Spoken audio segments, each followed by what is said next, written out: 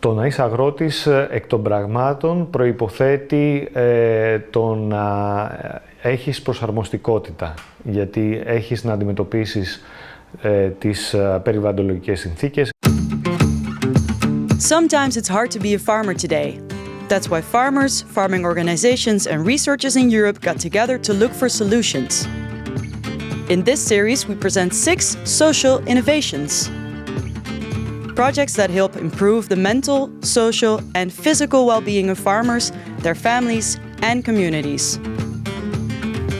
Let's take you on a journey to 6 stories of farmers who are doing things differently. Today, we travel to Greece.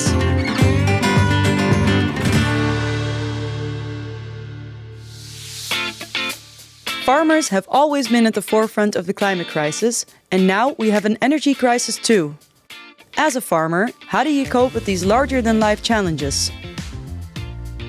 Meet Panagiotis and Thanasis, members of the Myrmidones Energy Cooperative near Lamia.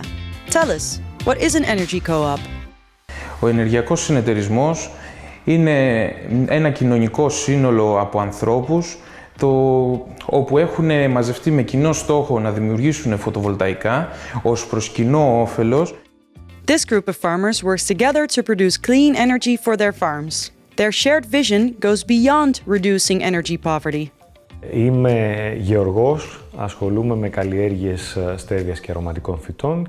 Αποφάσισα να εμπλακώ στην καλλιέργεια στέβιας γιατί θα έπρεπε λίγο να φύγουμε και έξω από τα συνηθισμένα. Οι παλιότεροι, κυρίως η γενιά του πατέρα μου, ας πούμε, είχαν μια λογική ότι αυτό που καλλιεργούν θα το καλλιεργούν για πάντα στο συγκεκριμένο σημείο χωρίς να αλλάζει κάτι. Εδώ πλέον έχουμε μεταβαλλόμενες συνθήκες που θα πρέπει να προσαρμοζόμαστε στα νέα δεδομένα. These farmers are also thinking about the effects of climate change and future-proof farming. Επομένως, αυτό είναι λίγο πιο δύσκολο για τους νέους αγρότες, το ότι θα πρέπει να προβλέψουν λίγο το μέλλον σε σχέση με το παρελθόν που ήταν πιο σταθερά τα πράγματα. Απ' την άλλη όμως έχουν έναν ολόκληρο κόσμο νέο, με μηχανήματα, με δυνατότητες, με συνεργασίες κυρίως, για να μπορέσουν να ξεπεράσουν τα προβλήματα αυτά και να παράξουν κάτι νέο και κάτι πιο ελπιδοφόρο. In what ways does being part of the energy co-op help farmers? Ένας παράγοντας πολύ βασικός, ο οποίος μας κρατούσε αρκετά πίσω, είναι το ενεργειακό κόστος, γιατί υπάρχουν οι γεωτρήσεις και τα πηγάδια τα οποία θα πρέπει να χρησιμοποιούνται για όλες τις καλλιέργειες και το κόστος της ενέργειας είναι αυξημένο. Επομένως έπρεπε να βρούμε έναν τρόπο να το ξεπεράσουμε. Ο ενεργειακός συνεταιρισμός ήταν ό,τι πρέπει για αυτή την περίπτωση. Today, 2 farmers from North Avia by forest fires came to visit Panos for a tour of the energy co-op. Meet Eleni. It was really interesting for me to see. Energy is something new for us and we're checking it right now. We used to have a cooperation anyways. It was abandoned for some years now because lots of people left the area. And now we restarted, first on an agricultural level, because we wanted to plant stuff together. But of course we are obligated, let's say, to think about energy because that seems to be the next big problem that's coming ahead. Ακριβώς αυτό που θέλαμε, για να μπορέσουμε να καλύψουμε μέρος ή το σύνολο των εξόδων αυτών.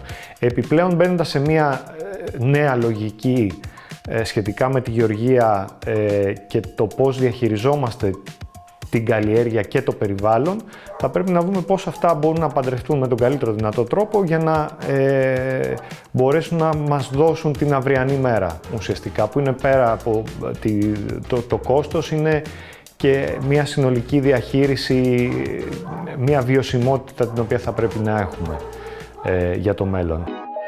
It's the people and power of community that makes the co-op work so well. Right, Thanasis? Ενότητα κοινή.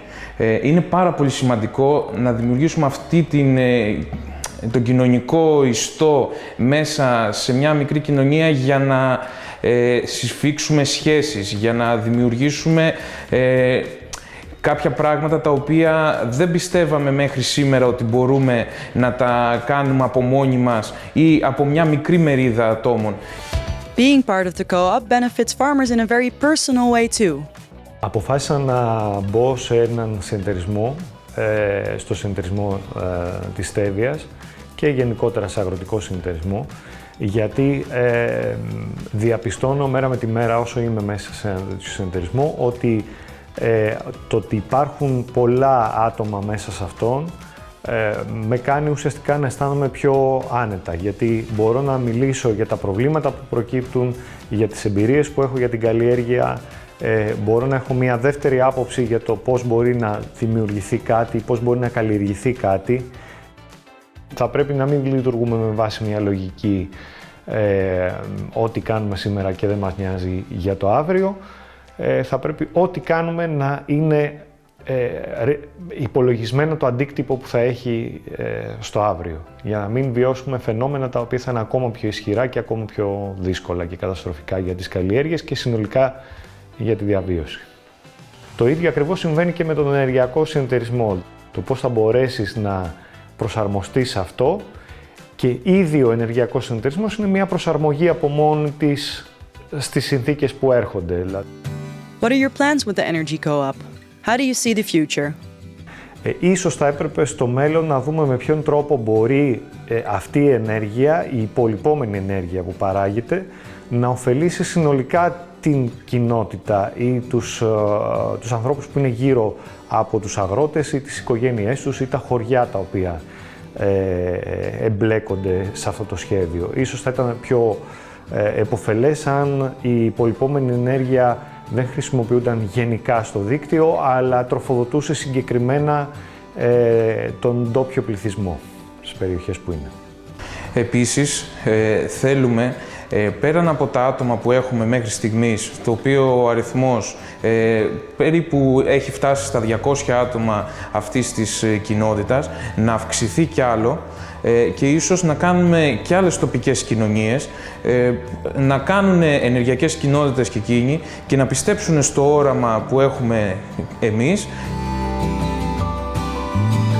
Είναι σημαντικό η παραγόμενη ενέργεια ή η υπολοιπόμενη ενέργεια να επιστρέψει στην κοινότητα ή στο χωριό ή στην περιοχή, γιατί δημιουργούνται καλύτερες συνθήκες ζωής σε όλους μας. Now that's smart and social. When farmers work together to produce clean energy for their farms, they solve energy poverty, help the climate, and charge their and the community's autonomy and resilience. Another story that shows, although it's not always easy to be a farmer today, a burden shared really is a burden halved. Take care of each other. Feeling inspired? Go to the Farmwell Project website for more information about this project and other inspiring solutions. Check out the toolkit with research, policy recommendations, and practical ideas for starting social innovations in your community. To watch more stories about farmers and their projects, click here.